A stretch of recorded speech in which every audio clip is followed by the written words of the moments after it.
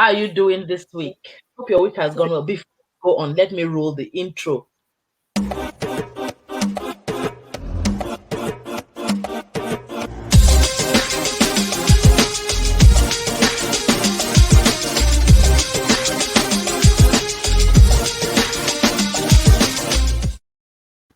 All right. Welcome. So if you're watching the replay, don't forget to subscribe to the page if you're on YouTube, or like the page if you're on Facebook. Welcome.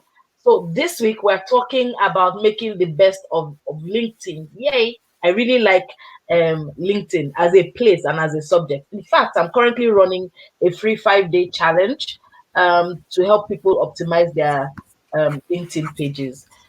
Uche, hello. Hi, Uche. Uche and I are going Hi. to be talking about LinkedIn today. Uche, what's happening with you? Absolutely nothing. Not much. I don't know. I don't know. Okay. That question was off guard. It wasn't one of the ones we practiced. Okay, so let's even start with what's the most interesting thing, or rather, no, let me do the other way. What are some of the biggest no-nos, mistakes you've seen happen on LinkedIn? Let's talk about that.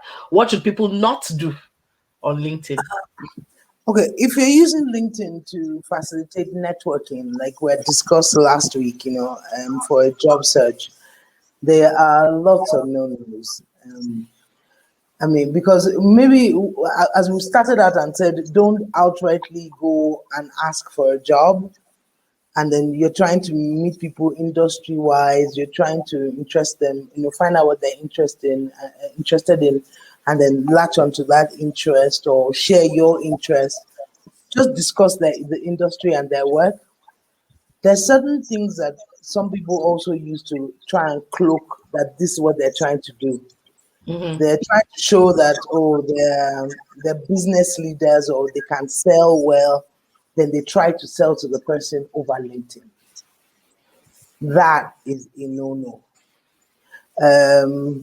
I think as a recruiter, there are also things that lots of people do on LinkedIn. Like you had mentioned earlier, where you got a message.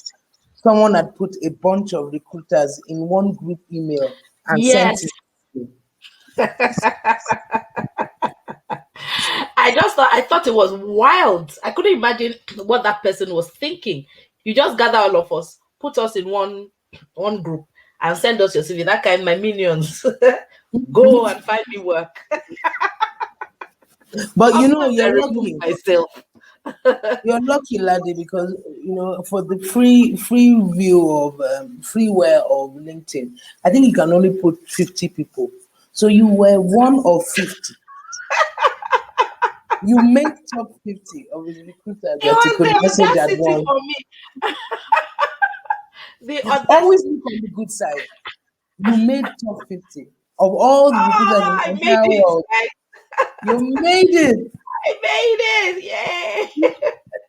Well, anyway, whether you're looking for a job or even actually you're on LinkedIn to sell, please do not add people to groups unsolicited.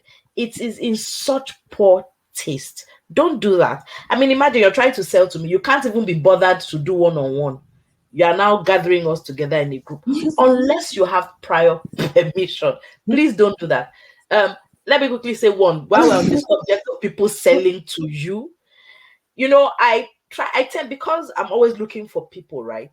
I tend to just accept connections. But these days I'm a lot more careful.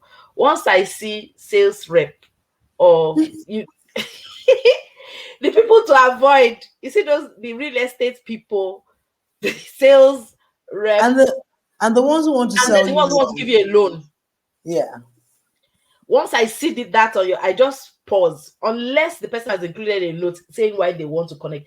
Because they too need to find jobs, right? And they too need coaching, right? So it should make sense to accept them. But here's the thing, and every time I go against this, my internal guidance, it comes back to bite me in the butt. Every time you accept a connection from one of those types, the very next message is, hey, I'm selling ABCD, come and buy. How now? Even, as a salesperson, do you just barge in and say, buy this from me. You don't now. You warm people up a bit before you start to pitch. So yes, I think my my one tip to you would be, whether you're looking for a job or trying to sell something, when someone accepts to connect with you, the thank you is not to start to pitch anything. Pretend like you're interested in the person, please. Right. Can you think of any other thing not to do, Jay? Oh yeah, there's a one about how your profile looks. I Yes. mean, there's a thing about pictures. There are people who have family pictures on there. There are people who have pictures with their girlfriends on holiday. Or them All of swigging beer. Or yeah, swigging wine at one bar. Yeah. and pictures say a lot when you're looking, and depending on where it is that you work. If you work for a surf shop, and you can have pictures, and you want to continue working for a surf shop or like business, you by all means have a picture with you on the So beach wearing shorts. Yeah, but they also don't want to. One of the biggest mix-ups that you get is with LinkedIn. You would even have um, the owner of the LinkedIn page in a business meeting, but with several other people, and I'm trying to figure out which one is you. yeah. Yeah. You know, so it's not only about what you're wearing. It's also a function of how many people are in the picture. You're only supposed to represent yourself, except it's a work, it's the office or the organization profile page. You're supposed to be solely represented by yourself so that they can make those identifiers. Mm, mm, All right. mm. Very important. Also, in the profile, for me, you're looking at the profile picture. Some people use like blurry pictures, pictures that look as if they've snipped it from somewhere and just maybe it was part of a group, then they sliced it. I mean, that is Or so picture of sloppy. a picture. Or the picture of a picture, yeah, that is so sloppy. Don't do that. Or or some of those passports that really look like it's when that placard is missing. Like what do you call those Long shots. mugshots? Yeah. Just try and be as Make the effort relatable. now. Just try a little, Try. yeah. And now look, if you can afford to have it professionally done, by all means do. But it doesn't have to be professionally done. Just dress nice, professional at a headshot, your full face. Get someone to take a nice picture of you, right? Make the effort. Here's the thing. It's the first way many people will meet you who don't know you, who don't have the chance to interact with you directly. Your whole profile is really, I mean, if I go and Google your name, your LinkedIn is likely to come up first. So just, put in a little effort. There was one lady that we were, optimizing her profile together. When I went to the picture, my goodness, I screamed, let's just make the effort, right? What else can we think of before we go into, taking the questions? What one thing I've just remembered, don't make sure you optimize your headline. Very important. LinkedIn by default we put your name, that's your current job title, and where you work, right? Now, if your purpose is to search for another job, use that. That space is really important, right? In terms of um the search engine, the LinkedIn search engine itself, and as I said, even from Google, right? So that's where you want to really show off your skills, what value you bring. Optimize it, please. Don't just leave it. That's such a waste of prime real estate. You were about to say something, Uche. No, no, no. I was listening intently. Mm. Okay, all right. So that's one thing. Then one thing I want to share also one thing I have struggled with LinkedIn. So you can optimize your page to the teeth if you don't go in regularly and interact, right? You are just wasting your time. Remember, we said it's central to your networking strategy, and people have to see you. You actually have to show up, right? So you have to use it regularly. I used to have that challenge. I'm just, forcing myself now to just, do it a lot more regularly. You should actually check in on your LinkedIn every day, 10-15 minutes. And when you go, it's also important that you're not just communication is two-way. You speak and you listen, right? A lot of us just go post what you want to post and go. That's not. Will you get to connect with anyone that way? No, right? So when you go, look through your timeline. Look through the people you want to be visible to. What are they saying? Comment, answer questions, ask questions. So like, comment, share. Very important. And then from time to time, do your own post so that your own voice can be heard too. That's my own whatever consistency, right? So let's I feel like you were subbing me just there. But no, but you just use it for finding people, right? And I used to just use it for finding people too, until I then had to change so my ways. now that you have changed your ways as a life subject, has it helped you? In what ways has it helped you? I'm forming amazing relationships. It's incredible, right? The people I've met, and not to do even with that they want to coach, or I want to coach them. There's this wonderful group of coaches. They do languages, right? Nothing related to me, but somehow I interacted with one of them, and then I met the others. And these are people, just sometimes it's refreshing to just get to know people for the sake of getting to know them. I've also met a few others on my networking round, right? It's nice to have another view of the world.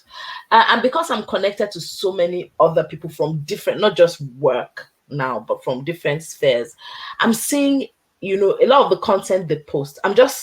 It's refreshing. I'm getting more material, and I'm just getting to know more people. And I suspect, right, that I'm a lot more visible because I'm more regular. Actually, not suspect, I know, because my page, my post views, my who has found you, And the most surprising one, was it last week or so?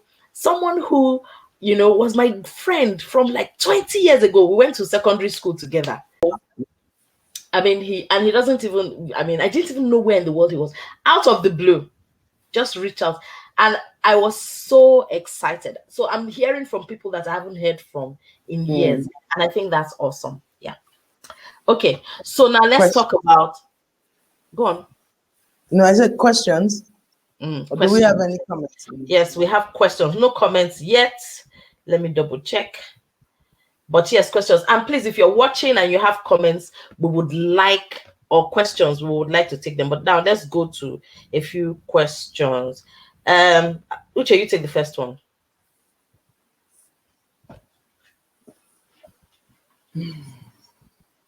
How do I use LinkedIn to find a job?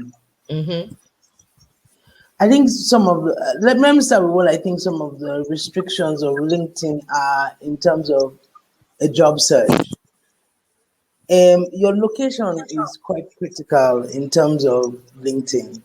Now, where you live, like the country you live, do they have a culture of using LinkedIn?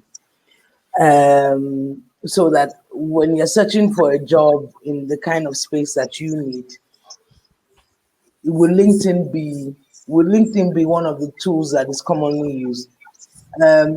If you live in the Western Hemisphere, LinkedIn is probably one of the best things to use to find a job, 100%. But it also depends on where you live in Africa.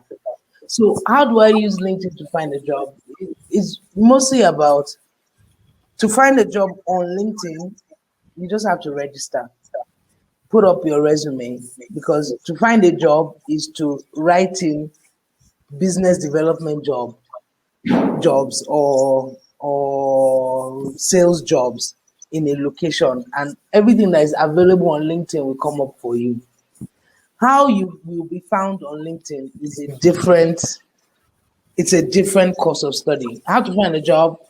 Just go in there, put in the search box, run it. If the country you live in has those jobs, it will come up. If it doesn't, you won't have any roles. Yeah.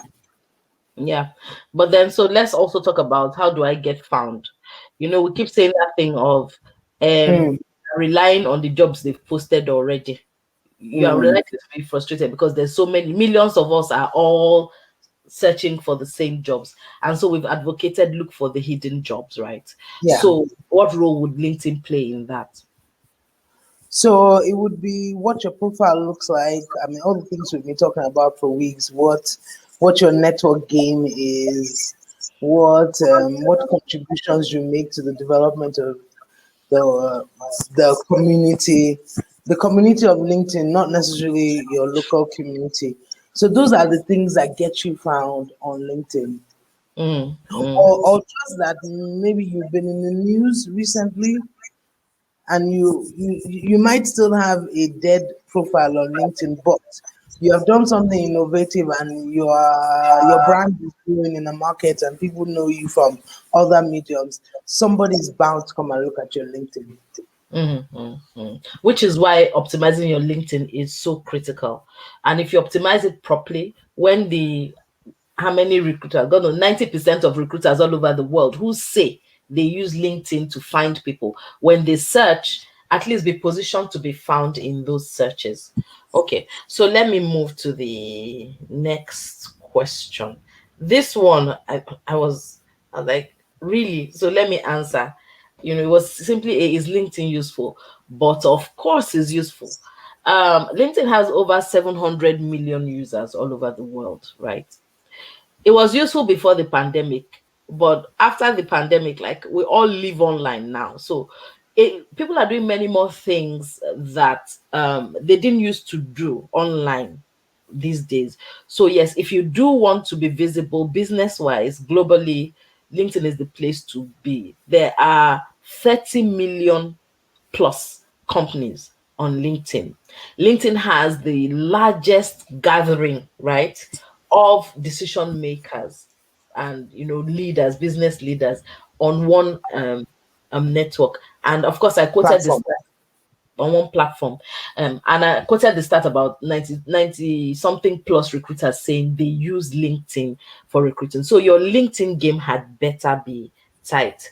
I mean, and I know that between Uche and I, we have found this routine. You find people on LinkedIn to hire, right? And some people use LinkedIn to grow. There are people whose whole business model, right, runs on LinkedIn. So it's useful. Let me move to the next one. Uche, this one is your baby. How do you get recruiters to notice you on LinkedIn? Recruiters um, how do I put it? They're like one tunnel vision. Most busy recruiters only see the role that they're Yes. hiring for. It's not in the nature of the typical recruiter to keep you in mind. Do you understand? Like every role is tied to the money. So if they are recruiters who are running their business, there's the emotional connection that you are expecting that they will notice you. I can, as a recruiter personally, I can only notice you when, sorry, your professional track or your interest matches the current role I want to hire. So the best way to get noticed by recruiters is to do your advancements or your broadcasting yourself within industry groups, because that's one of the first places that recruiters go when they're going to look for. If I'm looking for an aeronautical engineer, I start to look in the aeronautical engineer of the location that I'm looking for groups in on LinkedIn.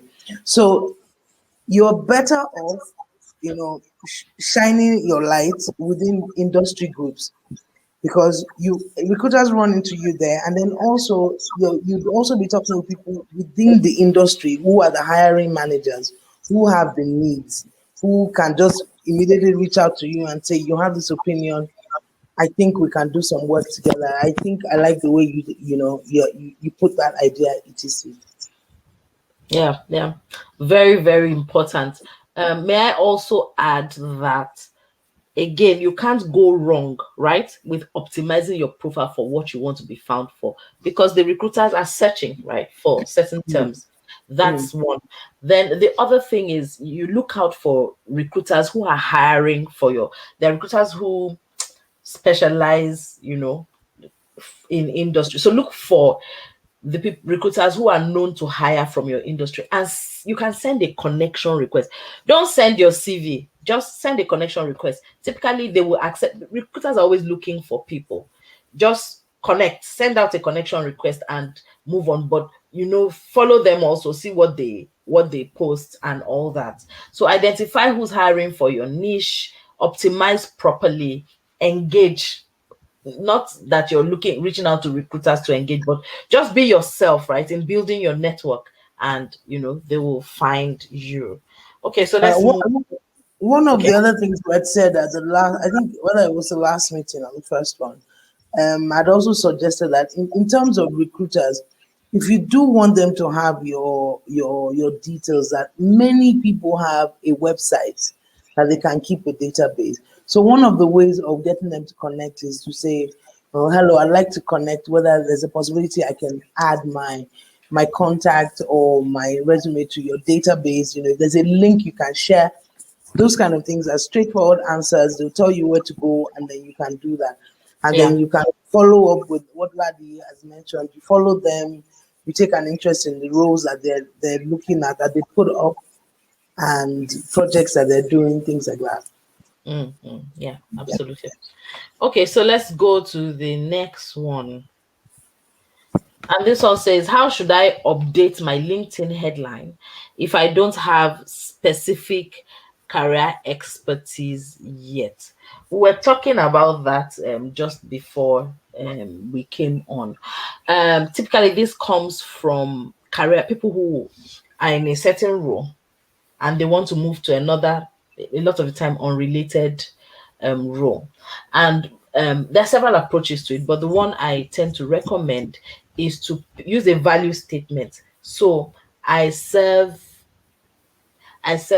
small businesses in the financial. I serve small businesses operating in finance, right? Um, Sorry. So I manage people for small businesses operating in finance, as an example. So your value statement plus the key. So it's first of all, I'm saying it that from the point of view that I'm assuming that you are quite clear about the role you want to perform. You know what the key skills and the keywords are for that role, right? And you know who you want to serve. So your value statement will contain who you serve, what you do for them, right? Then plus the key words. So, for instance, to continue with my example, I serve small businesses in the finance. I manage people for small businesses in the finance sector. My separator. Then I'll say talent management separator, recruiting separator. That kind of a thing. So all the key things for which people would be needing a HR person for are represented there.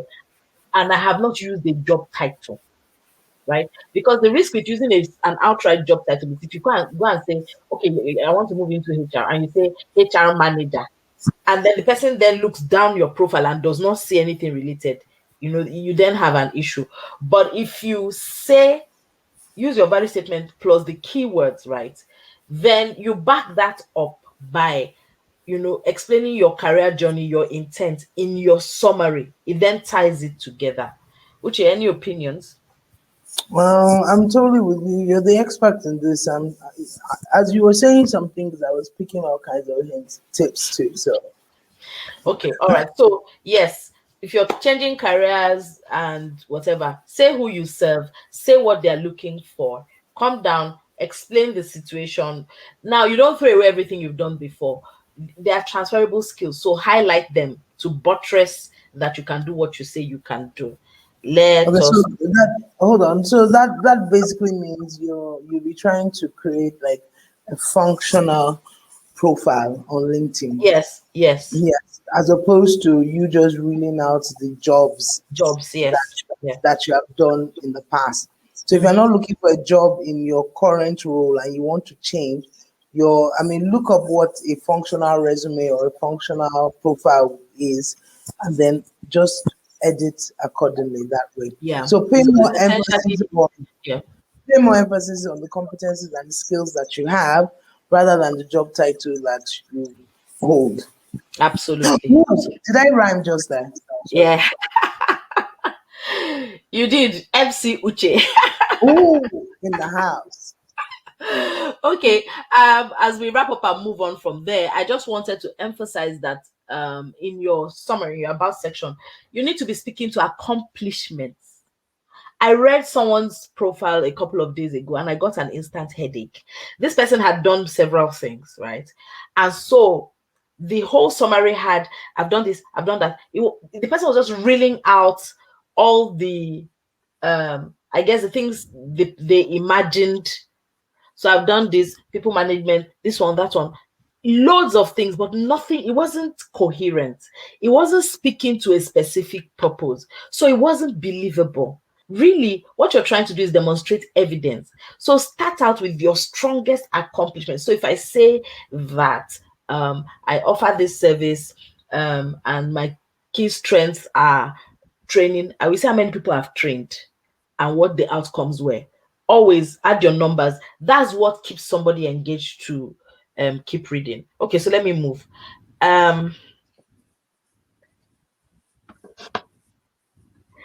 Uche, as the soothsayer in our midst. Daddy, I don't like this question. And I told you I didn't like this question. How long does it take to land a good job? When I saw it, I had a good laugh. There are two answers. The one that I told Ladi earlier today, which was, am I God? Then, then the professional answer is this. A lot of LinkedIn, I mean, a lot of LinkedIn also is about availability. How long does it take for you to land a good job on LinkedIn? What if the job, the kind of job that you're looking for, is not there? What if you don't have outstanding skills that will shine above 20,000 other people that are qualified for your job, for the same job? What if you are really expensive? I mean, there are just many what ifs. So there are so many variables that the best we can do is give it the best shot. Optimize your profile.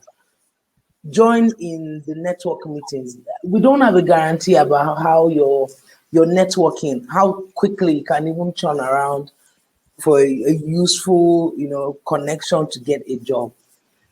But the best thing we can do is work all the parts that says there's bound to be a good outcome. Look at it this way: is that the least you get out of it is some amazing relationships that could pay out at any time. So you give it all, you optimize your profile, you join the conversations, you network, is the most any guarantee that anyone can give you. You can get on, some people haven't been on LinkedIn in 3 years, and somebody comes calling for their profile based on some skill or some advancement. And like I said before, sometimes it's from outside that makes someone come and look at your profile. You would like to get there and meet an optimized profile that talks about you, gives your information. That's the best we can do, really. I don't have an answer for this. Okay, well, I mean, I agree with you. No one has kept a job anywhere to be able to tell you this is how long it should take.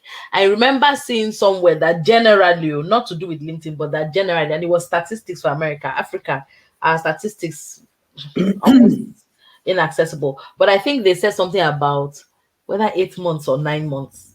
I will go and check again, right? Generally, that was the extent of time on the average that it takes someone to find, work. And of course, it will depend on the year and there's so many variables, right? So no one can guarantee you that you will find a job in this time, but we know, right? The methods that tend to yield results quicker, and LinkedIn is crucial, right, to some of them in terms of accessing the hidden jobs, right? In terms of being visible, being known, so that when opportunities come, people think of you and come, do you understand, to you with those opportunities. So you want to still make the most of your LinkedIn. Okay, so I think we've had a great discussion, but I want us to have that discussion around LinkedIn versus Indeed as we wrap up. There was a question that came in about which one is better to use, LinkedIn versus Indeed. And I had said, I mean, it's not either or, can use both. But then when we had the discussion, Richie had some interesting things to say that I'd like her to share. Go on. Okay. Basically, we were supposed to be analyzing which is better For finding a job. For finding the job. I would say Indeed is faster to find a job Mm-hmm. based on variables. Your location, do they advertise on Indeed? Yeah, the jobs for where you are, that's one. Two, Indeed has, like for most of the West, Indeed has all the jobs. They have the biggest portfolio of jobs. So in terms of finding a job, Indeed is straightforward. Go there, type in, I'm looking for this job. You will see the job. Whether you get the job is left to many other things, but to find a job, Indeed is great. Better than LinkedIn in that case. But for recruiters to find you, LinkedIn is probably a better place for that. Indeed, too they have recruiter accounts where they will provide to the recruiter the resumes that they have in their database. Mm-hmm. But LinkedIn provides a richer picture of you to present to a recruiter and to be able to find you. That's the other way. And LinkedIn provides a better platform to network, to get to know the hiring manager. Who's the hiring manager's hiring manager? Who do they work with? Where are the conversations? I mean, who are all the people that work in that company? Who are they in one space? I can see who did this job last, or who is currently in the role that they're trying to hire me for. There's just a wealth of information that you can get off LinkedIn in terms of networking and finding it. So that would be the major difference, right? And then there's the thing about on Indeed, you don't need a premium service. You don't need a premium service to job search. On LinkedIn, they're likely to send you a lot more jobs if you get a premium a job search package. You be Account, yeah. open account. You have to pay some money. Yeah. Okay, thanks for that. Well, let's wrap up. I think we've had a great discussion. If you watch, I mean, if you watch the replay, please let us know you're watching. Ask your questions. Uche, thank you so much. I would just ask. Oh, wrong thing. I want to ask you to please make sure you like our pages. Wherever you're watching it on, like, subscribe. We need the numbers, please. Also, follow me on LinkedIn. Do we need the numbers? If we're getting numbers, then maybe I should be getting paid because we're having this conversation. Am I getting paid? So offline, please. Follow me on LinkedIn. we should have I'll our follow conversation. Uche on Me? LinkedIn as well. Oh, me. All Oh, right. yes. Oh, that's So, my LinkedIn. yeah. So, all right. So we'll see you next Thursday. Take care and bye. Bye.